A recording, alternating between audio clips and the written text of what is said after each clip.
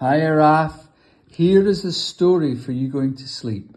It's all about Ruby.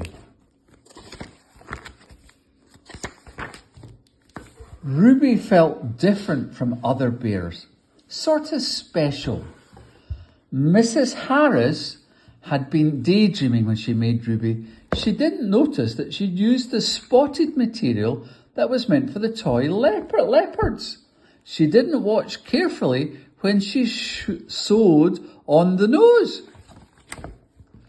Ruby wasn't surprised when she was chosen from the other bears, but she didn't like being picked up by her ear. Ouch! Get off, she growled. Ruby's paw was stamped with an S, and she was thrown into the air. Yippee! It is S for special, yelled Ruby.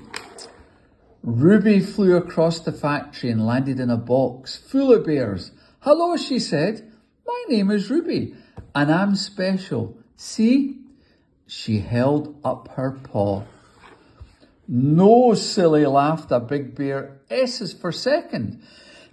Second best. We're mistakes, said the bear with rabbit ears. When the box is full, we'll be thrown out. Ruby's fur stood on end. She was horrified. More bears joined them in the box. At last the machine stopped. They listened to the workers as they chatted and hurried to catch the bus home. They heard the key turn in the lock. Then everything was quiet. One by one, the bears fell asleep. All except for Ruby. Ruby was thinking. The only sound was the sound of the big bear snoring. Hours passed. Then suddenly Ruby shouted, That's it! What's it? Gasped the rabbit-eared bear, who woke up with a fright. What's going on? Groaned the big bear, rubbing his sleepy eyes. That's it, said Ruby again. We'll escape. Escape, they all shouted as they jumped out the box. Let's go, said Ruby. They looked for a way out. They rattled the windows, they pushed at the doors. There is no way out, cried the little bear. We're trapped. This way, shouted Ruby, rushing into the cloakroom. They found a broken air vent.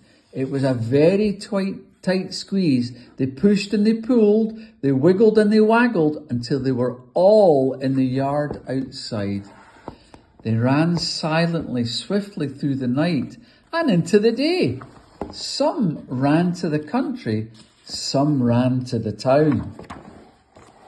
Some squeezed through letterboxes, some slipped through open windows, some hid in toy cupboards, some crept into bed with lonely children. But Ruby climbed into the window of the very best toy shop in town. The other toys stared at Ruby. What is the S for? Squealed the pigs. Special, said Ruby proudly. All the toys shrieked with laughter. Scruffy, said the smart-looking penguin. Soppy, said the chimpanzee. Stupid, giggled the mice. Very strange for a bear, they all agreed. Don't come next to me, said a prim doll. Wouldn't want to, said Ruby. Stand at the back, shouted the other toys. They poked, they pulled, they prodded, and they pinched. Ruby pushed back as hard as she could, but there were too many of them. So Ruby spent all day at the back of the shelf. Then just before closing time, a small girl came into the shop with her grandfather. They searched and searched for something special, something different, something special. That's the one, said the little girl. Yes, Susie, said grandfather. That looks very special. Ruby looked around her. Can they see me? It's me. They're pointing at me. Whoopee! I'll have that one, please, said grandfather. The shopkeeper put Ruby on the counter. She looked at the S on Ruby's paw. I'm sorry, sir, she said. This one is a second. I'll fetch another. No, thank you. That one is just perfect, said grandfather. It has character. Character, thought Ruby. That sounds good. Shall I wrap it up for you? asked the shopkeeper. Not likely, growled Ruby. Who wants to be shoved in a paper bag? No, thank you, said Susie. I'll have her just as she is. They all went out the shop down the street. When they came to a yellow door, they stopped.